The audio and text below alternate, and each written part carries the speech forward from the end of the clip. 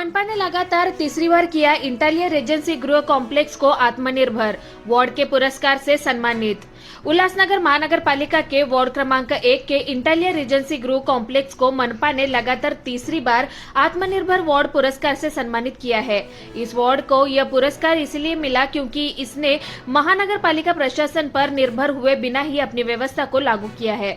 कल्याण नगर महामार्ग से सटा उल्लासनगर 1 मनपा के वार्ड क्रमांक 1 इंटालियर रेजेंसी गगनचुंबी इमारत एक आवासीय परियोजना है।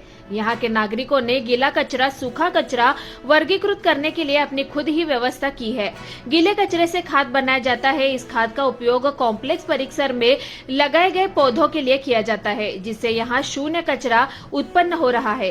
परिसर से घरेलू अपशिष्ट जल का उपचार करने के लिए एक सीवेज जल उपचार परियोजना बनाई गई थी और इस पानी के पुनर्चक्र क्षेत्र में पेड़ बगीचे के साथ साथ अन्य कार्यों में भी किया जाता है। ये जानकारी इंटालियर एजेंसी के व्यवस्थापक अनिल भट्टीजा ने दी है।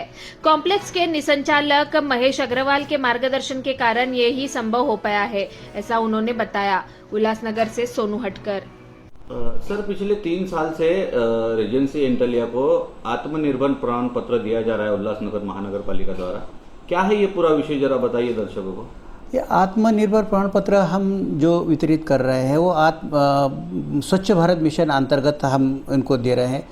उसमें ये होता है कि जिस कोऑपरेटिव हाउसिंग सोसाइटी में या जिस फर्म में उनका खुद का कचरा सेग्रीगेशन करने का व्यवस्था हो, उनके यहाँ खुद का वहाँ एसटीपी है और उनका जो विलेवाट गीला कचरे से कंपोस्ट पीट बनाते हैं वो कूड़ेदान में अलग अलग कूड़ेदान में वो करके पूरे महानगर पालिका को सहयोग करते हैं और उसमें वो पात्र हुए हैं, इसलिए उनको इस साल नहीं बल्कि पिछले 2 साल से उनको मिल रहा है।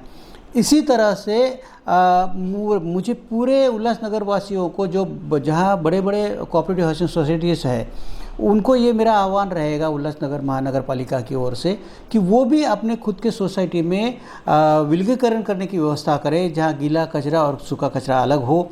वो कंपोस्ट पिट बनाए जहाँ से खाद निर्मित भी होगा। वो अपने खुद के गार्डन में या किसी गार्डन में उसका उपयोग कर सकते हैं।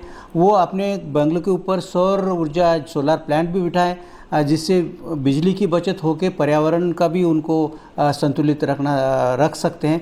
इस तरह से आप अगर इस स्पर्धा में भाग लेते हैं तो अगले साल हो सकता है आप भी उसमें पात्र होंगे। जो पुरस्कार एंटेलिया को रेजेंसी एंटेलिया को सेंचुरी को मिला है वो आप भी उसमें प्राप्त कर सकते हैं। ऐसी महानगर पालिका की ओर से मैं विनम्र आह्वान करना चाहता हूँ।